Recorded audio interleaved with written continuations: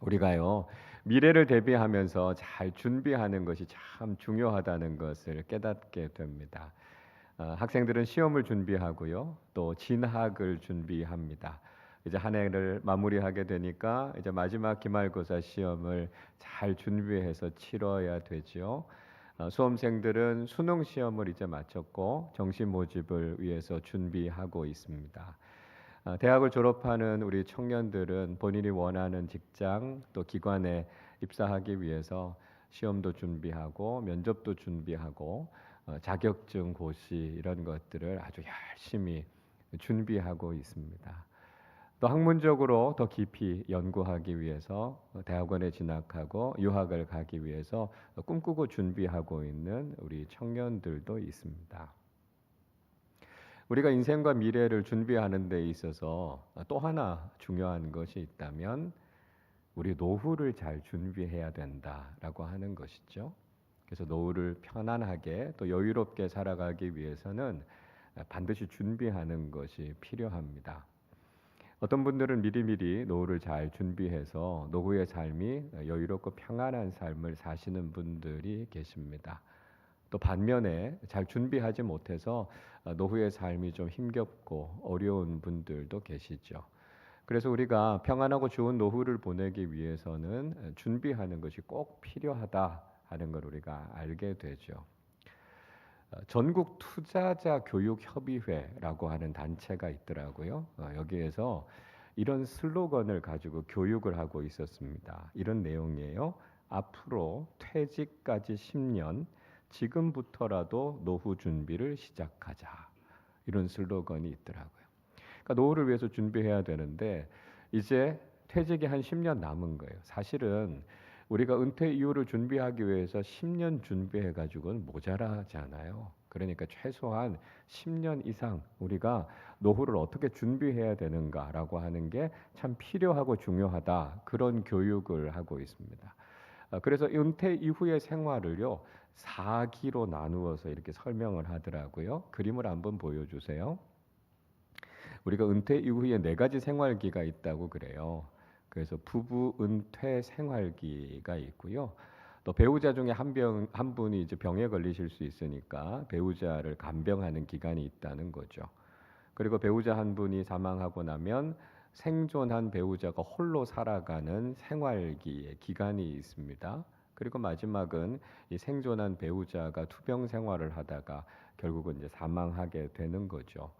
그래서 이렇게 4단계를 생각하면서 거기에 맞게 노후를 준비하고 또 거기에 필요한 자금들을 준비하는 것이 필요하다라고 하는 것입니다. 그러니까 은퇴 이후에 부부가 단지 생활하는 비용만 필요한 것이 아니라 또 간병비도 필요하고 여러 가지 혼자 남겨진 분들이 살아가는 비용들도 필요하다는 거예요. 그래서 혼자 남겨진 이 배우자가 살아가는 과정 속에서도 두 분이 살아가실 때에 비해서 최소한 60% 이상 정도는 잘 확보하고 있어야 노후를 안정되게 보낼 수 있다. 이렇게 이야기하고 있습니다. 이런 이야기들을 들어보면 굉장히 수긍이 가는 이야기죠. 그렇지만 현실적으로 우리가 준비하는 것은 사실 쉽지 않다 하는 것들을 경험하게 됩니다. 여러분, 우리는 인생의 미래를 준비하는 데 있어서 또 한 가지 중요한 것을 생각해 봐야 됩니다. 그게 뭐냐 하면 우리가 영적인 노후를 어떻게 준비하고 있는가라고 하는 질문입니다. 그러니까 다시 말씀드리면 우리가 마지막을 잘 준비하고 있는가라고 하는 질문을 반드시 해야 된다라고 하는 것이죠. 그래서 노후를 잘 준비하지 못하신 분들이 노후에 굉장히 곤란하고 어려운 일들을 겪게 되는 것처럼 우리의 영적인 노후, 그러니까 우리 인생의 마지막을 잘 준비하지 않으면 굉장히 심각한 문제를 경험하게 된다는 것입니다. 노후의 삶을 잘 준비하지 못해서 인생에서 후회하는 사람들이 있는 것처럼 우리의 삶의 마지막을 우리가 제대로 준비하지 않으면 우리는 정말 돌이킬 수 없는 후회를 할 수밖에 없다라고 하는 것이죠. 자, 그러면 여러분, 우리는 우리 인생의 마지막을 어떻게 준비해야 하고 그 준비를 위해서 우리는 어떤 소리에 귀를 기울이면서 살아야 할까요? 디모데후서 3장의 말씀에서는 바울이 마지막 때에 일어나는 여러 가지 일들에 대해서 언급하고 있습니다. 성경은요, 이 마지막 때, 말세의 때에 우리가 어떻게 살아야 될 것인가라고 하는 것을 우리에게 교훈으로 가르쳐 주고 있습니다. 그리고 정말 우리가 살아가고 있는 이 시대가 마지막 때인가라고 하는 것을 분별하면서 살아갈 것을 이야기하고 있죠. 디모데후서 3장 1절과 2절에서 바울은 이렇게 이 시대를 이야기합니다. 너는 이것을 알라. 말세에 고통하는 때가 이르러 사람들이 자기를 사랑하며 돈을 사랑하며 자랑하며 교만하며 비방하며 부모를 거역하며 감사하지 아니하며 거룩하지 아니하며 이렇게 말씀합니다. 바울은요, 마지막에 고통당하는 때가 올 것이다 라고 하는 이야기를 하고 있습니다. 그리고 그 마지막 때를 살아가는 사람들의 모습, 그 시대의 특징이 어떻게 되는가라고 하는 것을 쭉 설명하고 있어요. 그 중에 첫 번째, 말세에 대해 나타나는 가장 중요한 특징이 무엇이라고 말씀하고 있습니까? 사람들이요, 자기를 사랑한다는 거예요. 그러니까 마지막 때가 되면 극단적이고 이기적인 자기 사랑에 빠지게 된다라고 하는 것입니다. 제가 종종 말씀드립니다만 우리 인간이 가지고 있는 죄성의 가장 중심에는요, 이기적인 자기 사랑을 갖고 있어요. 그래서 다른 사람들을 아랑곳하지 않고 자기를 사랑하는데 끔찍할 정도로 자기를 사랑하는 삶을 살아가고 있습니다. 이게 사람의 죄성의 한가운데 있는 거예요.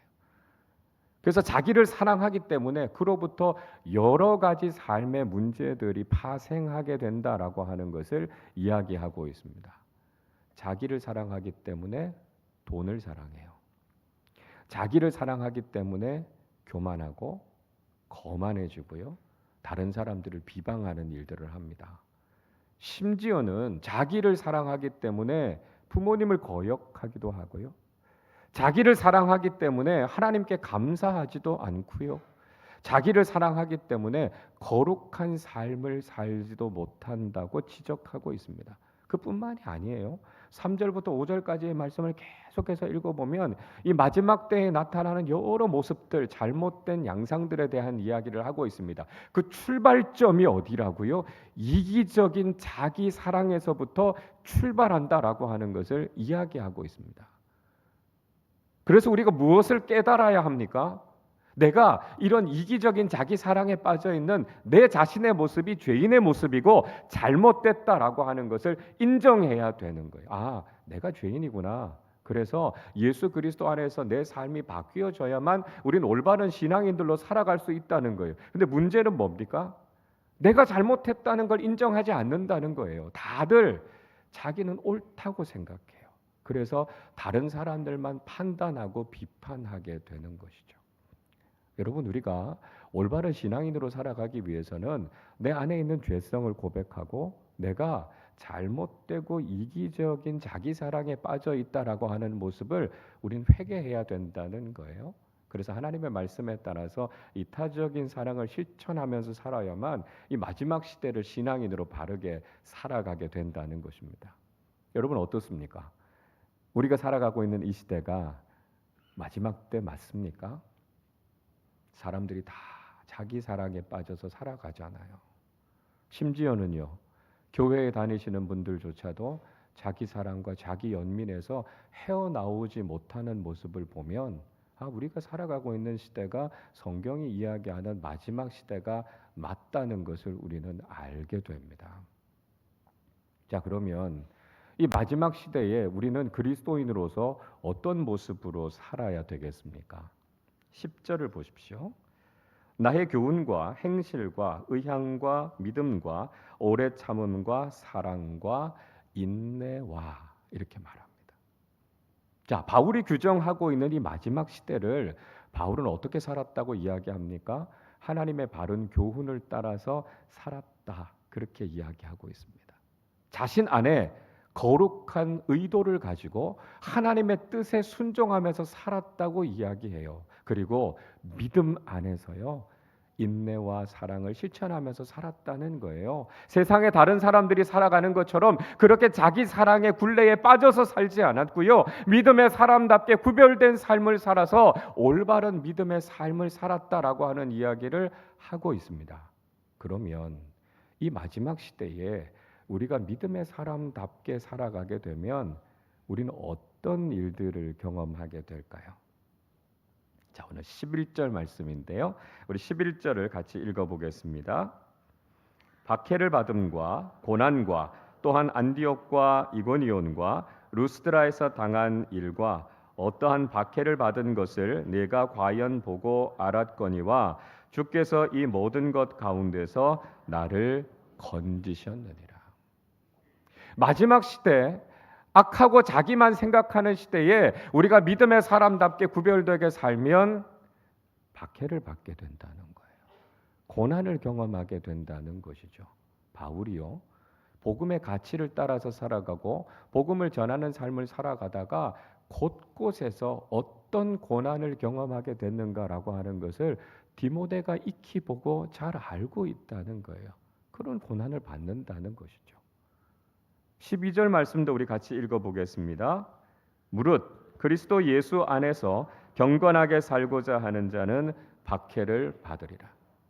세상과 동화되어서 살아가지 않고 내가 예수 그리스도 안에서 경건하게 거룩하게 살아가겠다 결단하면 무슨 일이 있다는 것입니까? 그 복음 때문에요. 그 믿음 때문에요. 어려움 겪게 될 것이라고 말씀하고 있습니다. 여러분, 우리가 복음에 합당한 삶을 살아가면 우리는 어려움을 겪게 될 가능성이 많습니다. 복음은 우리를 편안한 삶으로 인도하는 것이 아니라 불편하고 힘든 삶으로 인도할 때가 많다는 거예요. 우리는 복음을 따라 살아가면 어떤 일을 경험하는가라고 하는 것을 알고 있어야 됩니다. 그래야 우리가 복음을 따라 살아가다가 힘든 일들을 겪을 때 그것 때문에 낙심하지 않게 되고요. 시험에 들지 않게 돼요.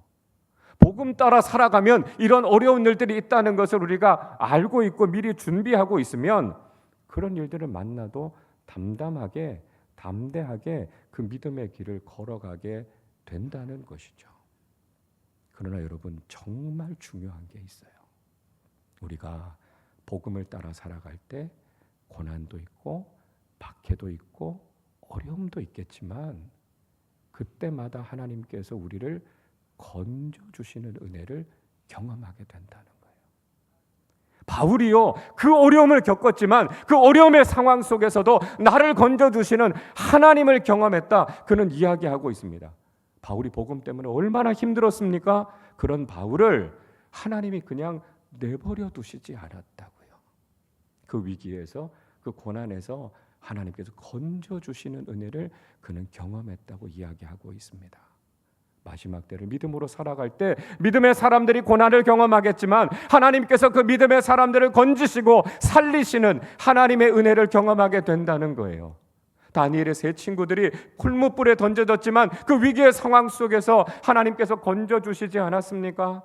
다윗이요, 자신을 미워하는 사울을 피해 다니면서 그 집요한 추격과 공격이 있었지만 그 가운데서도 지키시고 보호해 주셨던 하나님의 은혜를 경험하지 않았습니까? 예수님의 제자들, 사도들도요, 복음 때문에 어려움 당할 때마다 하나님의 건져주시는 은혜를 경험했습니다. 비록 바울이 복음 때문에 어려움을 겪고 고난을 겪었지만 살아계신 하나님의 기적 같은 능력으로 건져주시는 하나님의 손길을 경험했다. 그는 간증하고 있습니다. 여러분, 우리는 마지막 시대를 살아가고 있다라고 하는 것을 알아야 됩니다. 우리가 이 시대를 보고 이 세대를 보면서 도대체 세상이 어떻게 되려고 이러나 탄식이 절로 나올 때가 있죠. 바울이 이야기합니다. 왜 그런 일들이 일어나고 있는가 하는 거죠.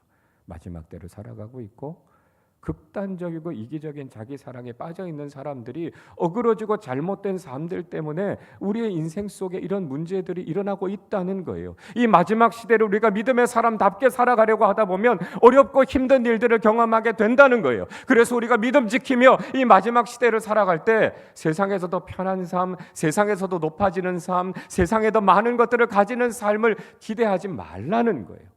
물론 우리가 이 세상을 살아가는 동안 하나님께서 우리에게 많은 은혜를 주실 겁니다.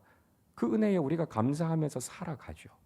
근데 복음 따라 살아가다가 우리가 그것 얻지 못해도요, 고난을 당해도요, 원래 우리의 믿음의 삶이 그런가 보다 생각하면 우리는 믿음이 흔들리지 않게 됩니다.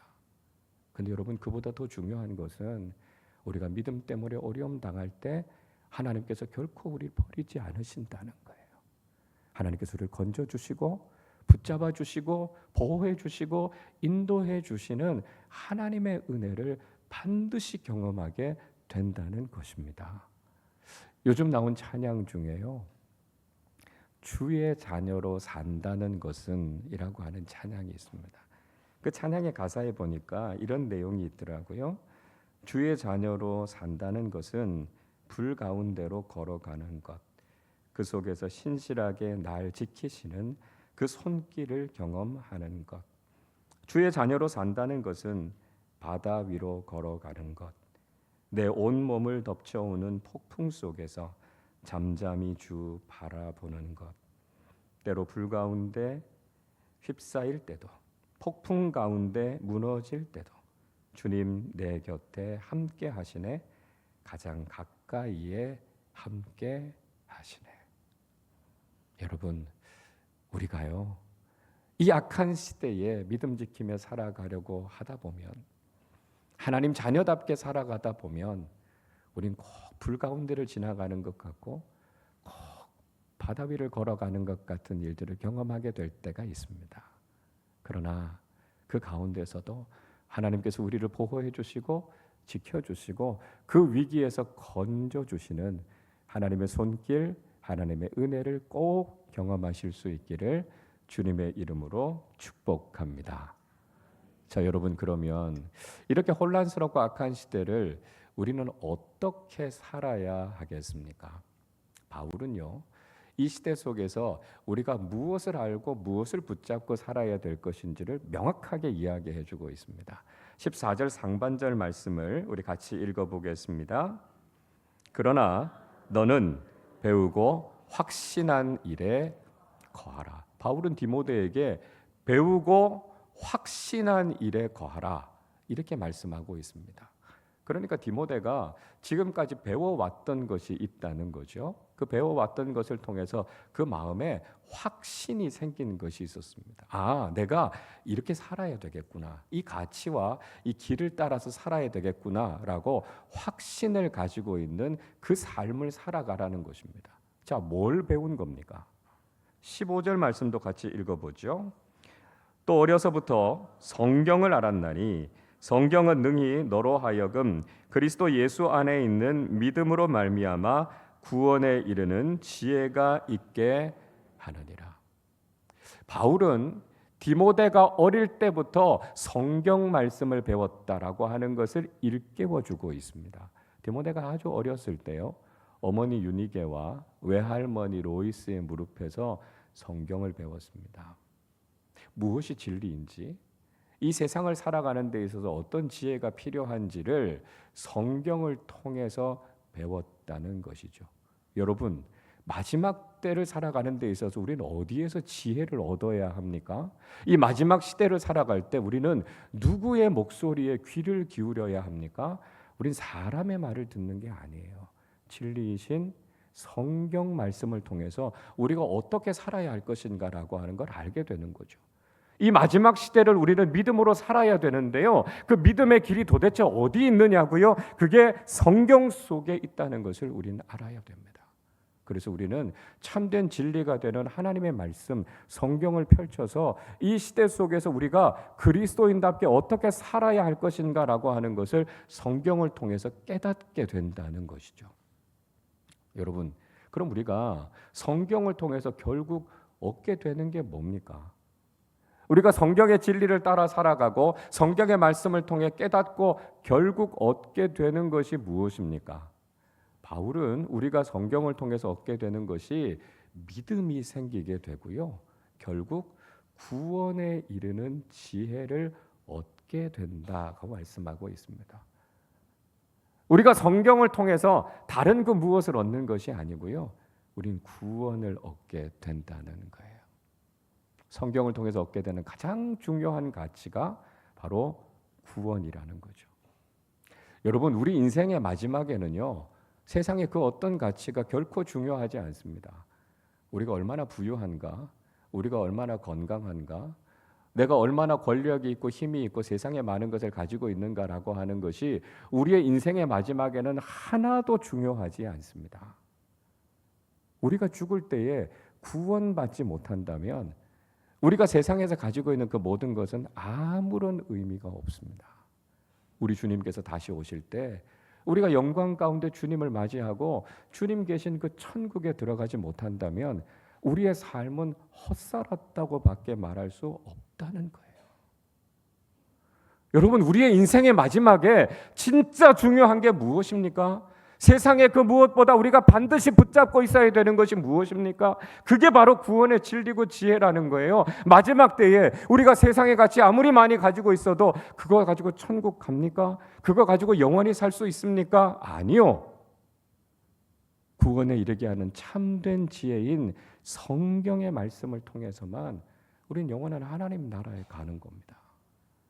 우리가 예수를 믿고 있는다고 이야기하지만 우리가 구원받지 못한다면 그 얼마나 불행한 삶입니까? 예수 믿어서 병을 고칠 수도 있어요. 예수 믿어서 우리의 인생이 부유해질 수도 있습니다. 예수 믿어서 세상에서 많은 것들을 가질 수도 있고 높아질 수도 있어요. 그러나 예수 믿고도 우리가 천국에 들어가지 못한다면 그것이 무슨 의미가 있습니까? 우리의 인생에 가장 중요한 것은 구원이라는 것을 알아야 하고요. 그 구원을 깨닫게 하는 진리가 바로 성경에 있다는 것이죠.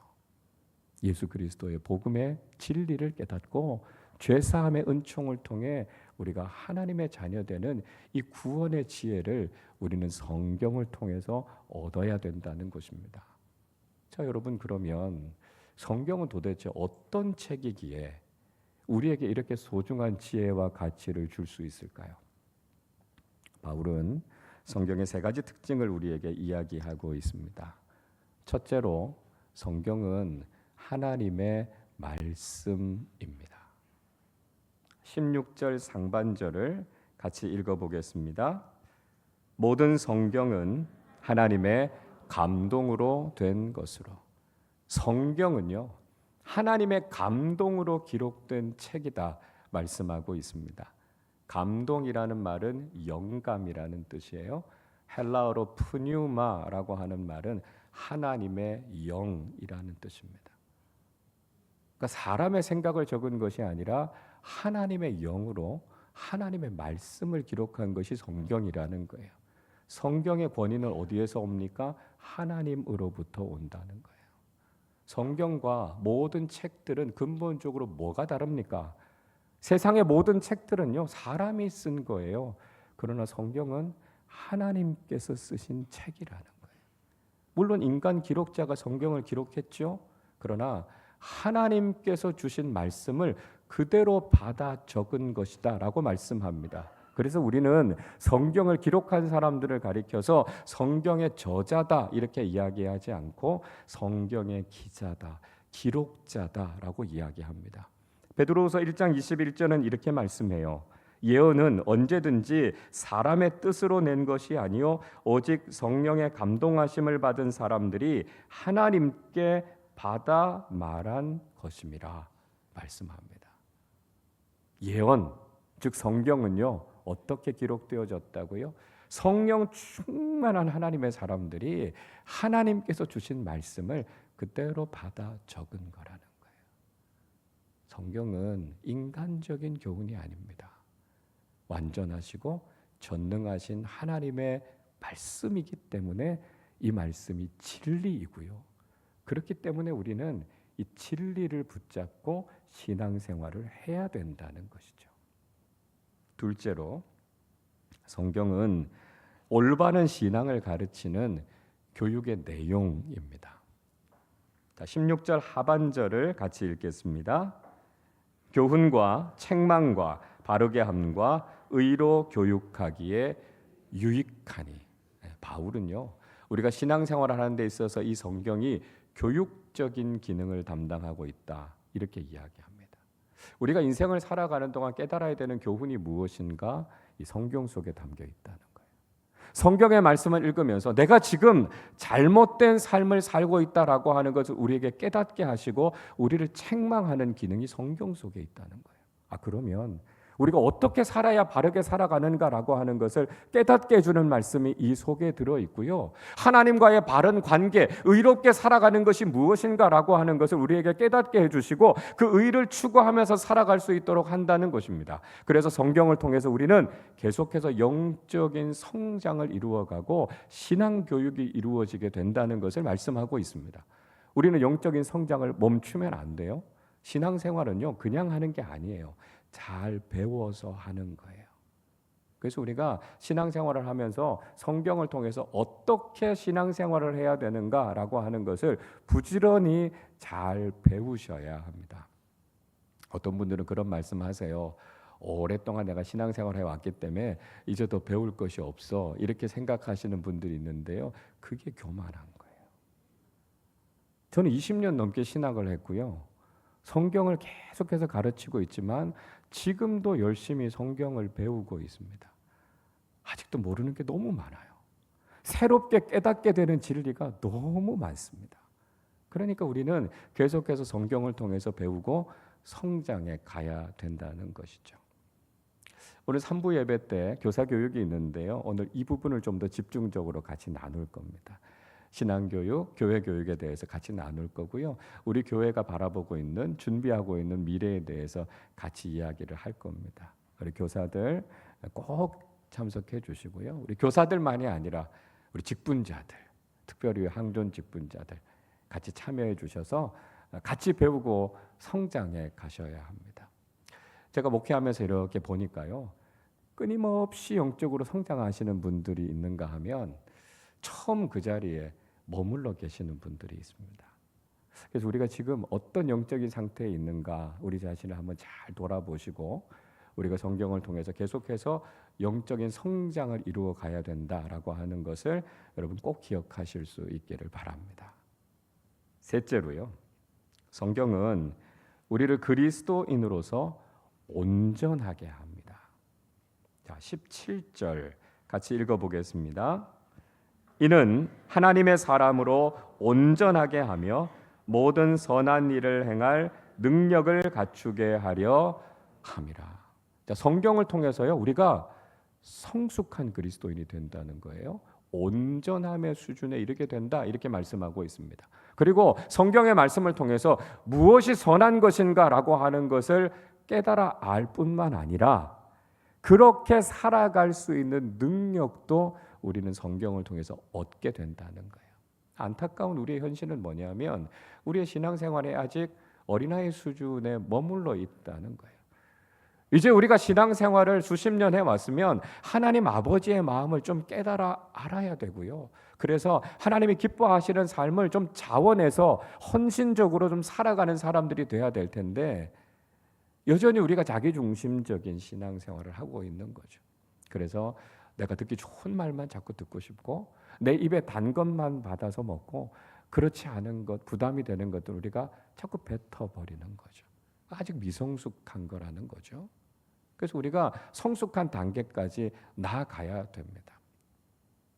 자녀들이요, 장성해서 결혼하고 아이를 낳으면 부모의 마음이 무엇인가를 알게 된다고 그러잖아요.